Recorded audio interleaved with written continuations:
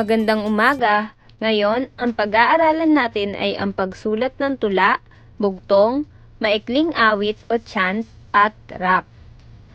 Pagkatapos ng araling ito, ikaw ay inaasahang nakasusulat ng mga tula, bugtong, maikling awit at rap. Bago tayo magsimula sa ating aralin, sagutin muna natin ang unang pagsubok. Panuto, basahin ang mga nasa kahon.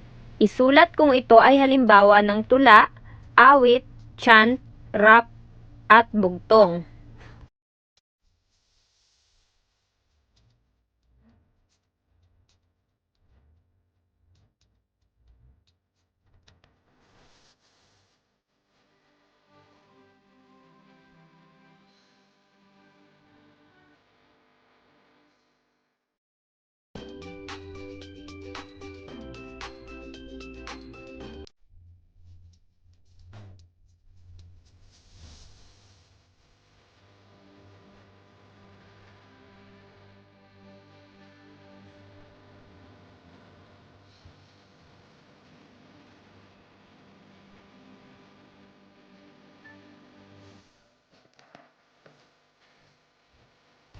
Magaling! Tama ang iyong mga kasagutan. Ngayon, pag-aralan naman natin ang mga sumusunod.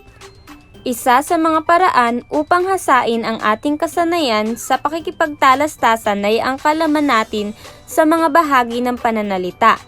Ang tula, bugtong, maikling awit o chant, at ang kinagigiliwang rap ay malaking tulong upang higit na mapaunlad ang ating kasanayan sa komunikasyon, pasulat man o pasalita. Pero ano nga ba ang tula, bugtong, awit o chant at rap? Ang tula ay isang uri ng panitikan na nagpapahayag ng damdamin ng tao. Ito ay binubuo ng mga saknong at taludtod, at kadalasang may parehong tunog sa dulo. Halimbawa, bugtong, isang pangungusap o tanong na may nakatagong kahulugan na nilulutas bilang laro at palaisipan. Halimbawa,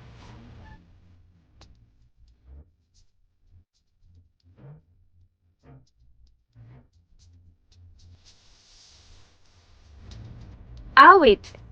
Ito naman ay literaturang nagsasaad ng kwento, karanasan, aral, at pagmamahal sa isang tao, bagay, at lugar. Ito ay nilalapatan ng himig at tunog upang maging lalong kaaya-ayang pakinggan. Isa sa mga sikat na mga awit sa ating bansa ay si Sarah Geronimo, na makikita nyo ngayon sa ating video. Chant. Ito naman ay ang paulit-ulit na tunog na maaaring kantahin o isigaw ng sabay-sabay ng isang malalaking grupo ng tao. Katulad ng ating halimbawa. Rap. Isang anyo ng popular na musikang mabilis at maritmikong pagsasalaysay na may saliw ng instrumentong elektriko at kadalasang sinasabayan ng sayaw, katulad ng ating halimbawa. Isa sa mga sikat na rapper sa ating bansa ay si Francis Magalona. Ngayong nalaman nyo na kung ano ang ibig sabihin ng tula, bugtong, awit, chant at rap, ating sagutin ang sumusunod na tanong upang mahasa ang inyong kaalaman. Panuto, pagtambalin ang mga salitang nasa hanay A at hanay B. Isulat ang letra ng tamang sagot sa patlang.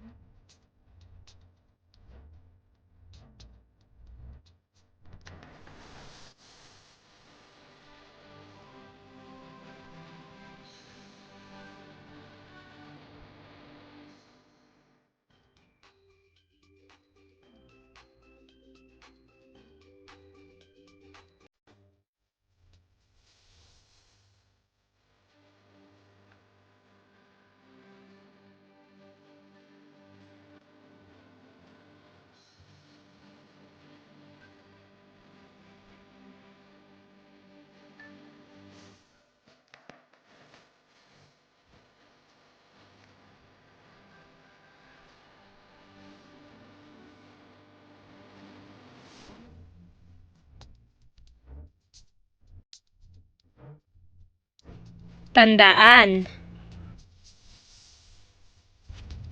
isa sa mga paraan upang hasain ang ating kasanayan sa pakikipagtalastasan ay ang kalaman sa mga bahagi ng pananalita. Ang tula, bugtong, maikling awit o chant, at ang kinagigiliwang rap ay malaking tulong upang higit na mapaunlad ang ating kasanayan sa komunikasyon, pasulat man o pasalita. Ang tula ay isang anyo ng panitikan na nagpapahayag ng damdamin ng isang tao. Ito ay binubuo ng mga saknong at taludtod.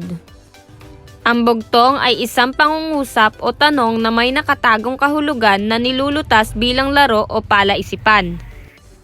Ang rap ay isang mabilis at maritmikong pagsasalaysay na may saliw na instrumentong elektriko at kadalasang sinasabayan ng sayaw.